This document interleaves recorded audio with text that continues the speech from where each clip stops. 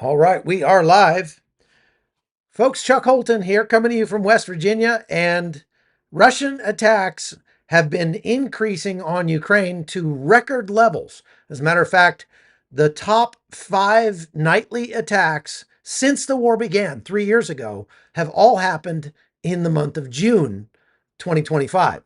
So we're going to be talking about that. We're going to talk about whether or not that means Russia is winning the war and whether or not this is expanding to become more of a global World War Z, as the title says.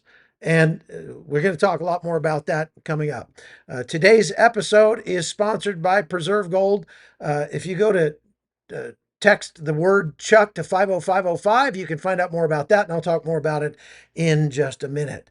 Thank you very much for being on with us today. Do me a favor and write in the chat where you're coming in from, because I like to see all the different places around the world where people are watching from. It's really amazing what a global audience we have for these lives. And look, I know nobody cares about Ukraine. I know that Americans just feel like not our problem, not our war.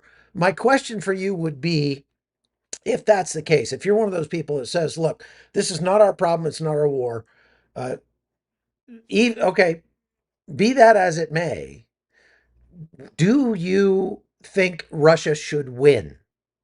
Do you believe Russia should win? Do you think it would be a bad thing for Russia to take over Ukraine, subsume the country? And do you think that the United States should just stand by and let that happen? Because that's kind of what's happening right now. Now, I'm going to explain my feelings on this a little bit, but bottom line is, uh, you're looking at a country that is looking at an existential threat from Russia. And if it was your country, if this was America that was under existential threat, and it looked like that America might lose its sovereignty and be subsumed by another country, let's say China, would you expect Americans to stand up and fight for their country? Uh, So I just want to kind of frame what we're going to talk about today with that. Now, personally, I don't believe Russia is winning the war, and I'm going to explain to you why. And although I understand, I mean, I completely support that the United States is pulling back its uh, program of sending Patriot missiles and artillery shells and stuff to Ukraine right now, because we've ascertained that America is running out of those things. And that obviously means that it's existential. I mean, it's a threat to the United States to keep sending stuff to Ukraine.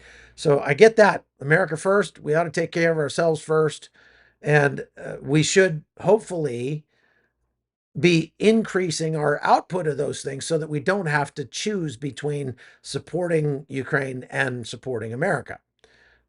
Because I believe that supporting Ukraine is supporting America in the long run. But we'll talk more about that as we go on. But do me a favor, folks. Please go hit the like button on this live and share it out on your social media. This is the kind of thing that it is a subject that doesn't get much interest. Again, people are just, it's been 3 years. They're tired of hearing about Ukraine. But I'm going to be talking about some very important things here today. So I think that it's worth sharing. It's worth hitting that like button to get more people shown this video. And hopefully we will, uh, get more people watching. Now, uh, I also have it set so that only subscribers uh, can actually comment in the chat, because we get a lot of Russian bots whenever I talk about Ukraine. They come in and just post a bunch of garbage. There won't be quite as many in there now. All right, so let's get into it. First of all, can Ukraine win without U.S. support? US aid is slipping. Russian attacks are definitely intensifying. There's probably a relationship between those two things. But fortunately for Ukraine, they are adapting and doing it pretty fast. Now, this isn't just Ukraine versus Russia anymore. North Korea is sending up to 30,000 new troops to fight in Russia's war. China is enabling the Russian war machine by sending lots of precursors that help Russia build the bombs and drones that it drops on Ukraine. And Ukraine is under relentless assault every night. But instead of collapsing, Ukraine is innovating, hitting back harder than ever inside Russia, and they're being very smart about it. So I'm going to explain to you the difference between what Russia does and what Ukraine does as we go through this. Now, before I get to that, I have to let's talk real quick about your future because this is also important, and it's a good time for you to be thinking about these things. Okay, uh, so look, the headlines are changing every day. One minute it's war in the Middle East, the next minute it's interest rates or the stock market tanking. If you've been paying attention, you know how unpredictable things can get. That's why smart investors just don't put all their eggs in one basket. Okay. They, one of the great things you can do is put your money into preserve gold. Uh, preserve gold is a trustworthy company when it comes to buying gold and silver. Not all of the companies out there are. But if you're smart, you're going to spread things out. One way to do that is with a gold IRA. Works just like your regular retirement account, but instead of stocks and mutual funds only, you're holding real, tangible gold and silver. See, gold doesn't rely on the stock market. It's been a store of value for thousands of years. It's not about fear. It's about protecting the value you've worked hard to build over the years and making sure it holds up no matter what the markets do. So I use Preserve Gold because they make it simple. They help you move part of your IRA or 401k into physical metals. They're offering a free protection guide, wealth protection guide, to help get you started. Just like I said, text the word Chuck to 50505. And if you have a qualifying account, you could get up to $15,000 in free gold and silver. So, yeah, diversify, stay steady in the market, and text Chuck to 50505 today. 50505 is the way to get started with Preserve Gold. Look, I trust them. You should too. All right. Now, here's what is happening in Ukraine. First of all, the U.S. aid is being reduced. The United States announced that they are no longer going to be sending um, Patriot missiles, Hellfires, and other key systems, delayed at least, because what they're saying is that U.S. stockpiles are being depleted, and we're shifting our focus to deterring China because we expect we're going to have to go to war with China in the next few years. And look, that's going to be a big conflict.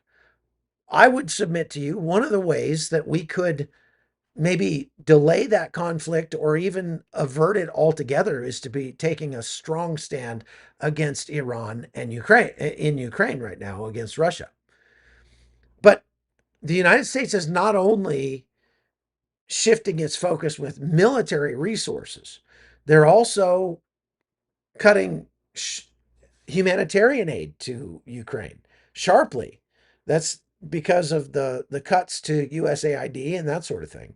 And that's hurting Ukraine arguably as much as the lack of military support from the United States. Now, the European Union is stepping up to fill the gap as much as they can. They've pledged about $40 billion in additional funding.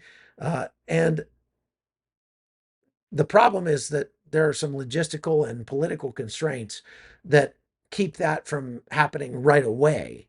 And so for a period of time, for a window of time, Ukraine is going to be struggling to stop. There are more and more drones coming and missiles coming, and they're not going to be able to shoot them down. Now, they have a plenty sizable military force in Ukraine, for sure. They have a larger military force now in the field than Russia does. However, the delay in the additional planes, tanks, and money coming from Europe is creating a window for Russia to really escalate. Now, Russia's got its own problems. They're having a really hard time recruiting Russian soldiers anymore because everybody's understands now that it's just a death sentence. If you take the money, you're likely never going to live to spend it. Russia will keep you on the front lines until you die. It's not like they say, okay, you go fight for 6 months and then you're done. No, Russia is going to keep you on the front lines until you die. So even though they're offering up to $40,000 recruitment bonuses and something like $5,000 a month to fight, that sounds like lottery winning money to most people in Russia. I mean, a lot of people in Russia, especially in the rural areas, make a tiny fraction of that every month. That's almost a half a year's pay every month for them. So it's definitely tempting. But again, they're starting to realize I'm never going to live to spend it.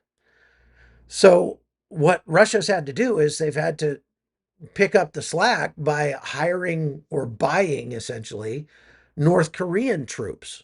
Now, they've had at least 12,000 North Korean troops uh, that have died already fighting for Russia. And that's basically all the troops that North Korea has sent. So it's the same thing. I say Russia is buying these troops, not hiring them or contracting them, because they're not going back home. They go back home in a box. They also are getting paid quite a bit of money, but the troops themselves are not seeing that money.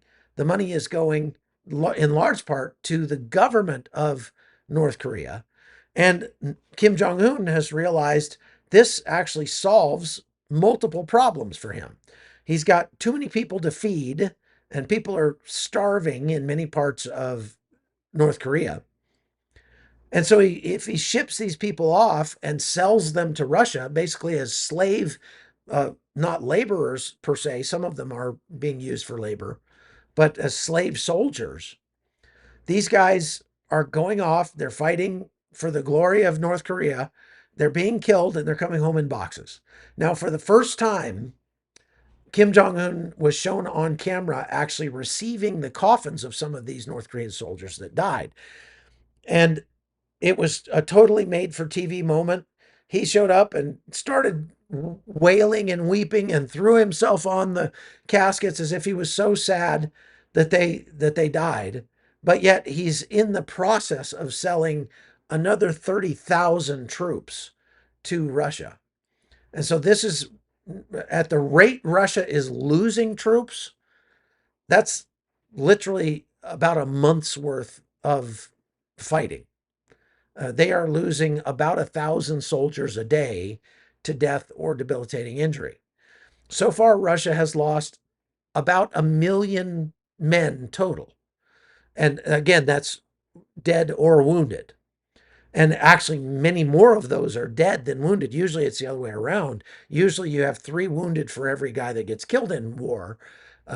But Russia doesn't treat its wounded very well. And if you do get wounded, you're going to go back to the rear and recover to the point where they can send you back into the fight until you die.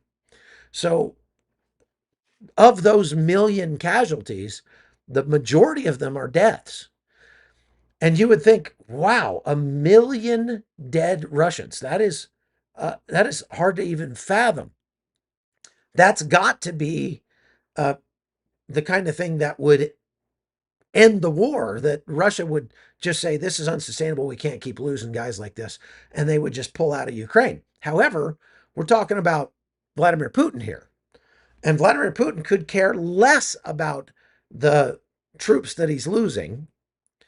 So this is for this reason, it's not a reason that Russia would ever stop fighting. They've got millions of, nobodies in Russia, nobodies to Vladimir Putin, and he has no problem fighting to the last Russian in Ukraine. So the only thing that's going to stop Russia is not necessarily military might, it's going to be economic destruction. The same way that the Soviet Union fell, Russia is going to have to be uh, squeezed economically until they just can't support the war anymore. We're going to talk more about that in a minute. Now, the troops that North Korea is sending are reportedly including artillery crews and demining crews, as well as guys that are just doing construction in the rear.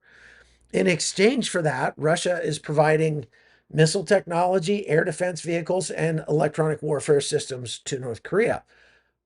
What does that tell you? Again, none of the value that Russia is providing to North Korea is going to the soldiers who are fighting and dying in Russia. Now, in reality, you could make a case that China is actually behind all this. They're not sending troops per se. There have been a few Chinese troops that have been found in Russia, fighting for Russia. But most likely those guys are just leaving China because the economics are so bad in China that they, just figure, well, why not go fight in Russia? However, Russia is becoming more and more reliant on Chinese technology and trade. So China sees this as a business opportunity. And so while they are maintaining some sense of, I guess you'd call it strategic ambiguity, and, sort of trying to look like they're staying out of it, they're quietly enabling the war without committing their own troops. Now, you also have to understand that China throws its weight around with North Korea a lot. China can influence North Korea's decisions quite a bit. And oftentimes, China has used North Korea as a sort of nasty little brother that they, sick on their adversaries like South Korea and others. So there's that. Now, Iran still plays a role in this war, although it's diminishing. It's still relevant, though. There's some uncertainty about whether or not drone shipments continue to go from Iran to Russia because Iran's got its own problems at this point, and Russia has shifted largely the manufacturing of those drones to its own factories inside Russia. So this is a look inside one of those factories. You see here, these are Shahed, or what the Russians call Garan drones. So it's a Iranian design that is now being manufactured in Russia. And I have a piece of one of these in my office that struck in Mykolaiv one time. So these drones are becoming the weapon of choice that Russia is using against Ukraine. Over the last few weeks, Russia has been firing almost every night between 4 and 500 drones at Ukraine, along with several dozen missiles as well. Russia, it looks like they can build about 5,000 of these drones a month. That's very bad for Ukraine. I mean, obviously, something's got to be done about that, and Ukraine is doing something about it, which I'll show you in a minute. But now, what Ukraine is doing, let me just show you the strikes inside the blue dots here represent strikes that Russia has made throughout this war inside Ukraine. And you can see it's concentrated mostly at around the edges on the east, but there are plenty of strikes that are happening all across the country. Now, you might look at that and say, oh my goodness, Ukraine's losing. They're likely to, lose this war at the rate they're going. But let's just run some numbers here. Okay. The city of Kyiv, for example, which is here. Let's see if I can zoom in on that. Hang on, I gotta find it first. Okay, so if we zoom in on Kyiv right here,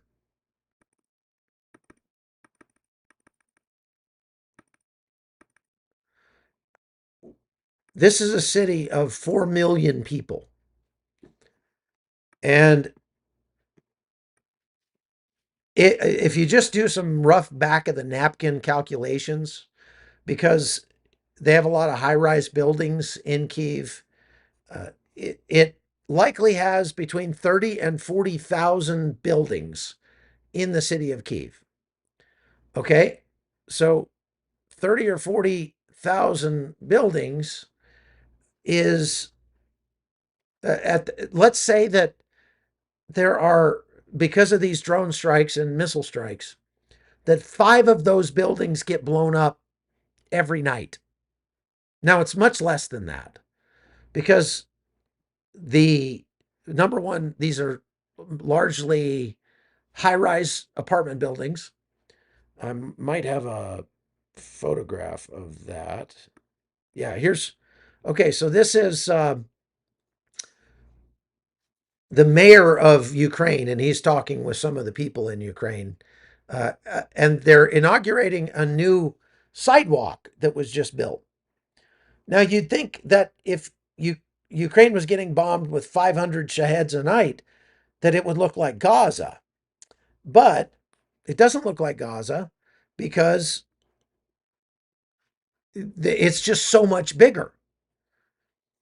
And so, even in the city of Kyiv, which is one of the primary targets uh, for Russia, even if they were able to blow up 5 apartment buildings every night, which they're not. I mean, they're not blowing up apartment buildings every night. They are uh, blowing up maybe 5 apartments every night, but not 5 apartment buildings. Uh, so, just to give you a sense for what that looks like, uh, there's an apartment building that got blown up by a Shahed. You can see that it damaged the building. It likely destroyed, I don't know, 5 or 6 apartments in that building, but it did not destroy all the apartments in that building. And believe it or not, over the years, that's happened to a lot of buildings, and they have gone in and fixed it. They've gone in and have repaired the buildings. But again, just for the sake of argument, let's say that Russia is able to destroy 5 buildings every day. That would be 5 of those high rise apartment buildings. Now, they're not. They're probably not even destroying one every day on average. But let's say that they did. If they did, it would take Russia about 22 years to destroy the city of Kyiv. And that's just one city in Ukraine. That's not the entire country. There are many, many large cities, and these 500 drones that are being sent, excuse me, these 500 drones that are being sent to Ukraine every night are not actually blowing up buildings, all of them. A lot of them are being shot down. So, as the U.S. support for Ukraine declines, and again, look, I get it. We've got to take care of ourselves first, America first. And if we need those interceptors and we need those uh, Hellfire missiles and things like that, then, well, we're not going to be able to give them to Ukraine for the time being. Fine. I understand. So, what that means, though, is that Ukraine is going to have to step up. Okay. And the way that they're doing that is they're innovating at scale. Necessity is the mother of invention, as they say. And that is definitely true in Ukraine, without a doubt. What you're seeing in Ukraine is that they are, uh, where did it go? Oh, um, they're building these drones they're not drones that are suicide drones that fly into Russia and bomb things, although they are building lots of those. What they're building are drones that shoot down the Shahed and Giran drones that are coming in. So I've got a video of that I'm going to play while I'm talking about it. And this is very interesting. Okay, take a look at this. Now, these are drones that are made in Ukraine. They go by the name of Sting drones or Sky Sentinel turrets, which are AI powered turrets that shoot down these Shaheds.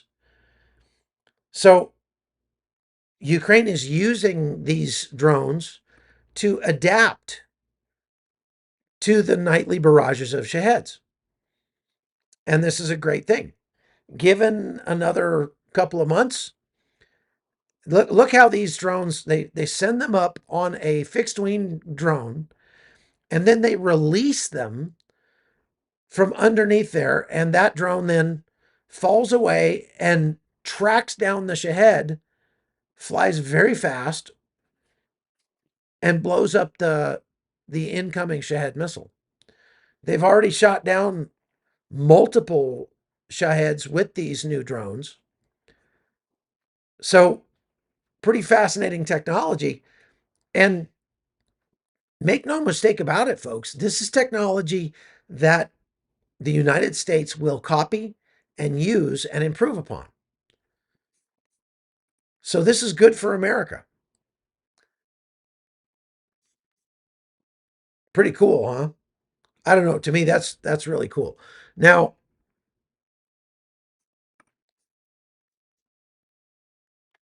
what the difference that this makes for Ukraine is incredible. Think about this: the Patriot interceptors. If Ukraine is buying them from the United States or getting them for free, I don't know. They've done both. Those things cost between like $150,000 for each shot. That means I'm sorry, Russia's spending maybe 20 to 30, $40,000 for each drone, and it's costing 3 times that to shoot the drones down. Now, a lot of those drones that Russia is churning out in its factories like this are actually decoys. They don't have all of the components in them that the explosive drones do. And so those ones are maybe less than $10,000. I don't know, maybe 20.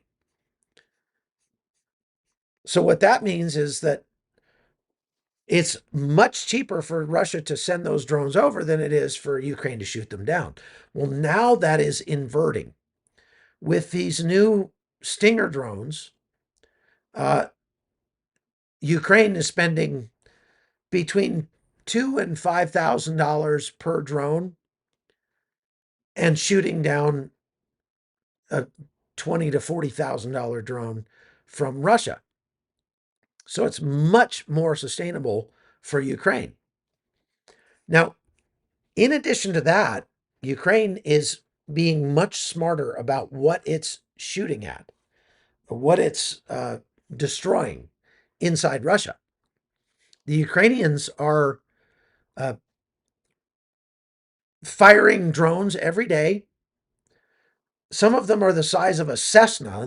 They're large drones, flying them into Russia, and they're aiming at critical nodes of military logistics, factories that are building the Shahed drones and other military factories, supply depots, weapons depots, command centers. They just hit a Russian command post the other day, a couple days ago, and killed like 15 top generals and officers from the Russian army with one strike.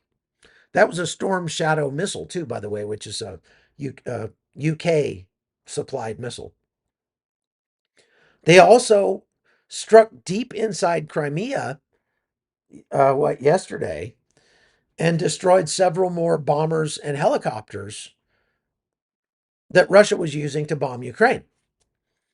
So when you add to that the strikes that happened in what they call Operation Spiderweb, that's where the Ukrainians smuggled hundreds of drones into Russia, pre-positioned them near important targets, and then they autonomously took off and using AI flew and found like irreplaceable Russian bombers sitting on the tarmac deep, deep inside Russia and then destroyed them.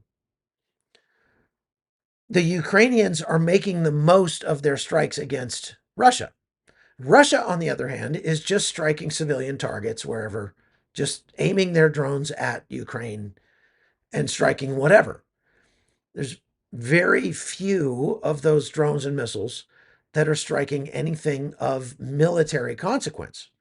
So even though it sounds really bad that Russia has fired 5,300 drones and missiles at Ukraine over the last month, keep in mind that the large part of those drones and missiles get shot down. What doesn't get shot down, some of them just land in a farmer's field or don't hit anything of consequence.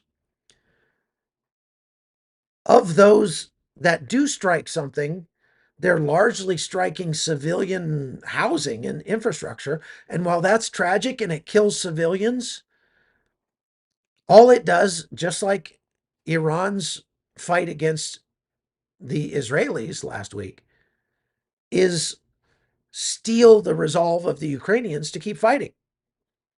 It doesn't actually harm Ukraine in any militarily significant way or strategic significant way. Meanwhile, Ukraine is striking very critical nodes inside Russia on a daily basis, things that are costing Russia big time. So Russia is hurting, and the way they're hurting the most is economically. Their budget deficit at this point has reached $43 billion through May. That's 5 times what it was last year. $43 billion is about 2/3 of what Russia spends on its military budget.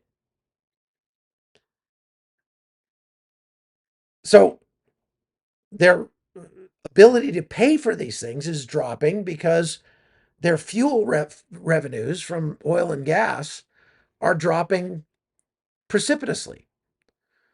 Uh, right now, Urals crude, which is the crude coming out of Russia, is selling for about $20 less than the crude oil coming out of other parts of the world, about $57 a barrel. And that's insane. I mean, Russia below $60 a barrel cannot make its bills. So all we have to do in the West is we don't have to send interceptors to Ukraine to help Ukraine. We just have to do what it takes to reduce the price of a barrel of oil. And we can do that. And and we are doing that. And so as we do that,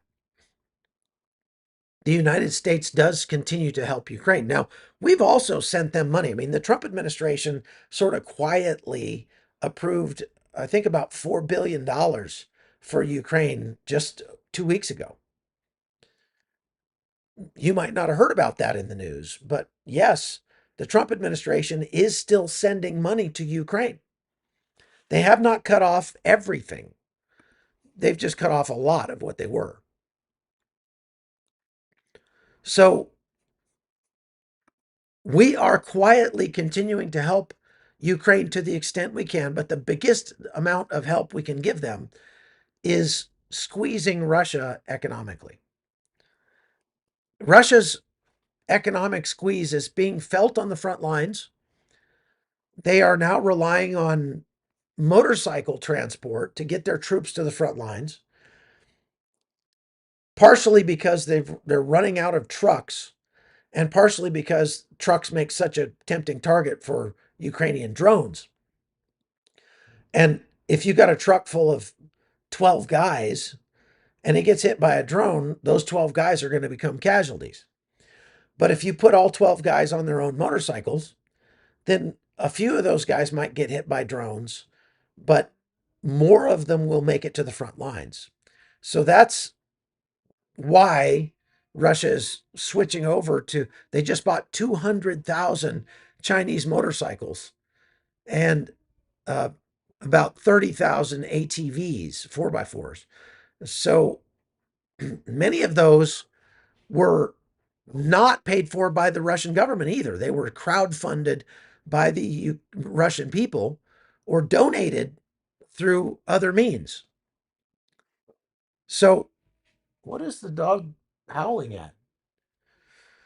By the way, I wanted to show you these dogs. We did get somebody that offered to take them, and we'll talk to them about that. But I'm going to take you out here and show you these dogs for a second because everybody's been asking to see them. I don't know what are you doing, Peanut? What are you doing, boy? There's Peanut. Who are you barking at, huh? Sweet boy. Isn't he a sweet dog? He's so nice. Yeah, you're a good boy, huh? And here comes Pickle. Yeah, I named him, but we can't keep him. She's a Australian Shepherd, and I think he's an Australian Shepherd mix as well. But can you believe it? They were abandoned here by some guests who stayed in this cabin. They came here with two pets.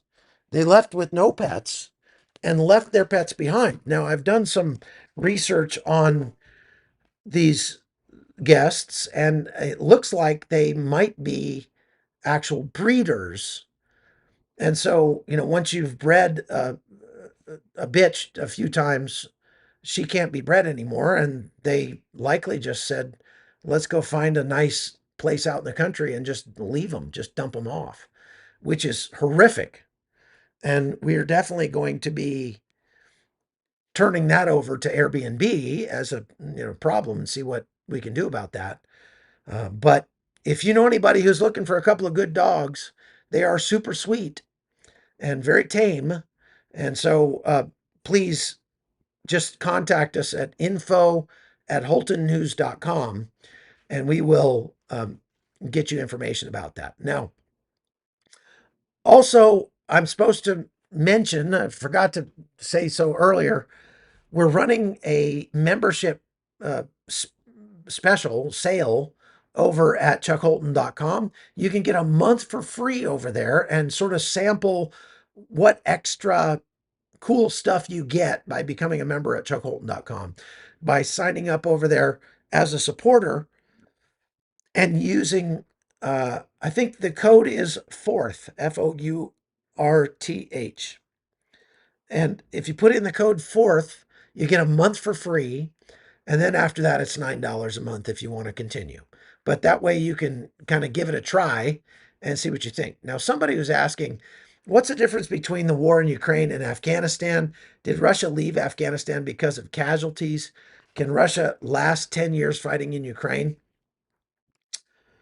Russia left left Afghanistan largely because they could not financially sustain the war anymore. It just became too costly for them.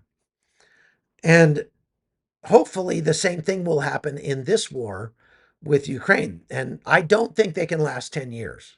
They have lost more than half of all of their armor. They've lost more than half of their other military trucks and vehicles and BRDMs and all those kinds of things. They've used up much of their artillery pieces, and they're having to spend through the nose to buy the stuff that they need, including soldiers from other countries. I just don't think they can keep that up long term. On the other hand, Ukraine is getting more and more efficient in countering Russia. Russia just kicked off a summer offensive up in the north and tried to take the town of Sumy in Ukraine and was beaten back by the Ukrainian army. So they're not taking scads of land in Ukraine. They are taking just a little bit at a time. And Ukraine is finding ways to counter them. But Ukraine doesn't have a choice. This is one of those things. It's an existential threat for Ukraine. So they can't stop fighting. And they're going to continue fighting as long as it takes to kick Russia out. This is going to end up being an absolutely catastrophic war for Russia. It's very bad for Ukraine too. No two ways about that. But Ukraine will get help rebuilding from Europe and other places, and Russia will not. Russia will likely be a pariah on the world stage for many years to come. They will likely never sell oil and gas to Europe again, at least as long as Vladimir Putin is in charge, until they get somebody that's actually reasonable. So this is not going well for Russia. Again, it's not going well for Ukraine either. But bottom line is, uh, this is, as I keep saying, this war can end tomorrow if Russia stops fighting. If Ukraine stops fighting, Ukraine ends tomorrow. And that's the difference. So if you want to know who's on the right side of this conflict, all you have to do is look at who's striking what. The Russians are by and large striking civilian infrastructure, killing civilians every night. The Ukrainians are striking military outposts, military bases, military logistics nodes, and military command centers. They're not even striking energy, production facilities anymore because the United States has asked them not to do it. So that tells you everything you need to know about who's on the right side of this. Now, the open question is, how much can America afford to support them? And that's something that we're going to have to wait and see. Okay, so I'm going to end it here, folks, because this is my last day in West Virginia. I'm going to be flying tomorrow over to Israel. So I may or may not be able to do a live tomorrow. We'll have to wait and see. But we have some really good content to go up. If I'm not able to do a live, some pre-recorded content. So make sure that you're subscribed to the channel and you'll get notified when we put new content up. Also, go over to chuckholton.com because we're putting up special versions of some of our content over there because it would get demonetized on YouTube. It's actually much better to watch it over at on locals, and you don't get the ads. There's no ads over there. So if you're fed up with all the ads, go watch our lives over at Rumble or on locals. And Rumble and locals are the same thing. And you can watch it without the ads. Okay? So God bless you. Thank you very much for watching. I hope to see you all once I get over to Israel. So stay tuned.